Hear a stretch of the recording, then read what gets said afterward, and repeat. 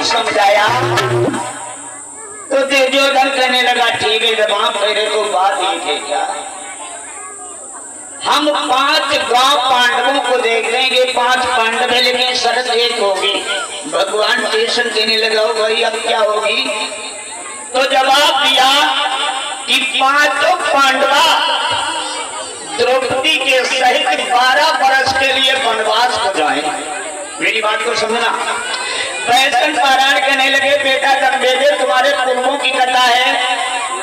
भगवान कन्हैया के कहने से दुर्योधन कहने लगा कि 5 पांडव द्रौपदी के साथ में 12 वर्ष के लिए वनवास को जाए और 12 वर्ष में अगर इनमें एक को भी मैंने पहचान लिया तो इनको फिर 1 साल अज्ञातवास में रहना पड़ेगा।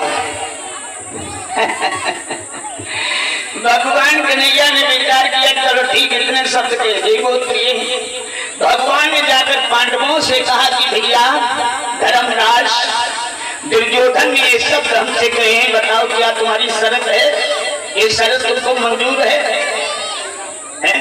भागवत प्रेमियों मरता क्या नहीं करता, माँ बहनों मरता सब कुछ करता। धर्मराज कहने लगे चलो ठीक है, आज मेरे भैया दुर्योधन को दे आई है 5 गांव देने के लिए, तो 12 वर्ष की क्या बात है। तो भगवान कन्हैया कहने लगे अगर 5 पांडवों में से अगर एक को भी पहचान लिया तो फिर 1 साल के लिए वनवास होगा, 12 साल बीते तो बुधवार की बात है। ठीक है, आज भगवान कन्हैया ने जाकर दुर्योधन से कहा कि 5 पांडव तुम्हारी शर्त पर तैयार है तो ठीक, लेकिन एक बात और समझा देना, अगर हमने किसी को पहचान लिया तो 12 वर्ष तो होंगे 1 साल फिर अज्ञातवास को करना चाहेगा।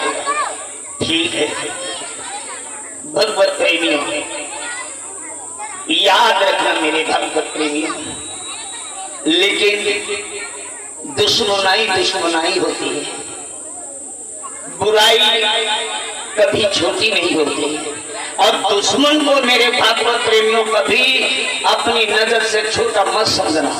प्रमाण दे दें माता बहनों, दुश्मनी अगर किसी से हो जाए, दुश्मन कोई बन जाए उसे छोटा नजर मत लाना। क्यों? अगर चलते समय पैर के अंगूठा से उछल के एक तिनका आंख में पड़ जाएगा कितना छोटा होता है, लेकिन वो पीड़ा से तुम्हें परेशान कर देगा। और दुश्मन तो दुश्मन होता है, विद्वानों ने लिखा है कांटो बुरो कलील को अनुपदरी को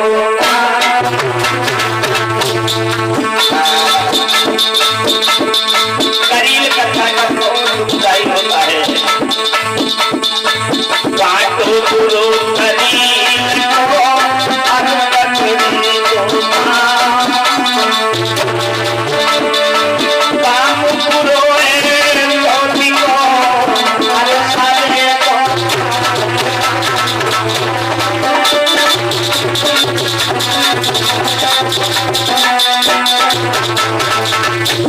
देखिए, साजे का काम चलेगा तो चलेगा, नहीं तो नहीं चलेगा। बदरी के घाम पर कोई विश्वास मत करो, छाया पर कोई विश्वास मत करो। करील का कांटा लग जाएगा, दुखदाई दर्दीला बन जाएगा। दुश्मन का कभी विश्वास न करो। भगवान ने जाकर पांडवा तैयार हो गए, तो आज द्रौपदी के साथ में बैठे 5 पांडव जो तैयार भय चलवे के लिए अब विचार करते हैं, तो धर्मराज कहने लगे भैया 12 वर्ष से कहाँ व्यतीत करोगे। जब चलवे को तैयार भय तो द्रौपदी मैया पांचाली पहुंची, हाथ जोड़कर कहने लगी अर्जुन से पिया हमको भी साथ ले चलो। मैं आपकी पतिव्रता नारी हूँ, आपके बगैर नहीं रह पाऊंगी। आप अगर तख्तों पे गुजर करोगे, जमीन पे बिस्तर बना के रहोगे तो हम भी सहन करूंगी। अर्जुन ने फटकार दिया द्रौपदी तुम महलों की रहने वाली वहां नहीं चल पाओगी, अरे बाहर जंगल भी पड़ेगा, कंकड़ भूमि भी पड़ेगी। मना कर दिया। याद रखना भक्तों, नकुल सहदेव के पास गए, उन्हें भी मना कर दिया। धर्मराज के पास द्रौपदी गई, उन्होंने भी मना कर दिया। पवन पुत्र भीम के सामने द्रौपदी पहुंची, आंखों में आंसू हैं, कहने लगी पतिदेव हम बिना आप लोगों के नहीं रह पाऊंगी, हम नहीं रह पाऊंगी। और ठीक भी का गलत नहीं कहा, कोई सीधा वाला जवाब दे दिया मैया द्रौपदी ने। क्या जवाब? जी भी नदी नदी बिन बारी और ऐसे नाथ पुरुष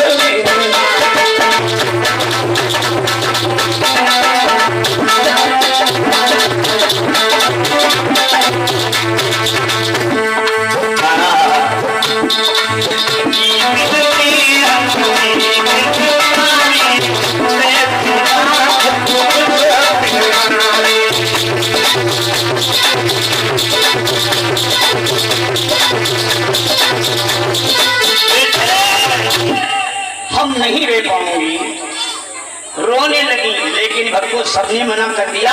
लेकिन एक बात बड़ी सुंदर भाव में आई। इस बात को पवन पुत्र भीम जानते थे कि अगर द्रौपदी को साथ में नहीं ले चलेंगे तो हम 12 वर्ष व्यतीत नहीं कर पाएंगे।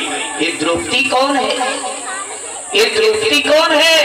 द्रौपदी साधारण नहीं थी लोगों। यहाँ पे भाव आया है। द्रौपदी कौन है? द्रौपदी आ सकती है। कैसे आ सकती है?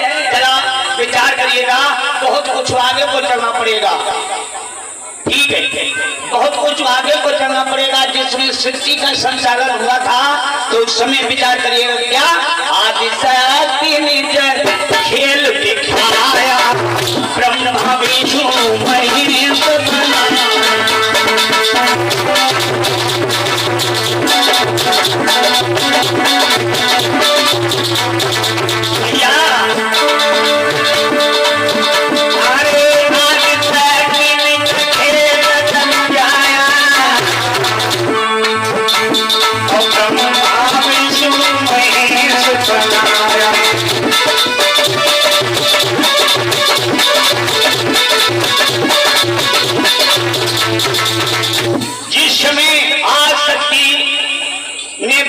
विष्णु को उत्पन्न किया था तो सभी लोग यहाँ जानते हो, फिर भी हमें समझाना पड़ता है सत्संग में। ब्रह्मा जी को रजोगुण दे दी थी कि तुम सृष्टि का संचालन करोगे, और मेरे भागवत प्रेमियों भगवान विष्णु को सतगुण दे दी थी कि तुम भक्तों की रक्षा करना, और शंकर जी को तपोगुण दी थी कि तुम दुष्टों का श्रृंगार करना। अपने अपने स्थान को हो गए। ब्रह्मा जी ने कहा था कि एक बात बता दो, माता आप हो लेकिन हमारे पिता कहाँ हैं?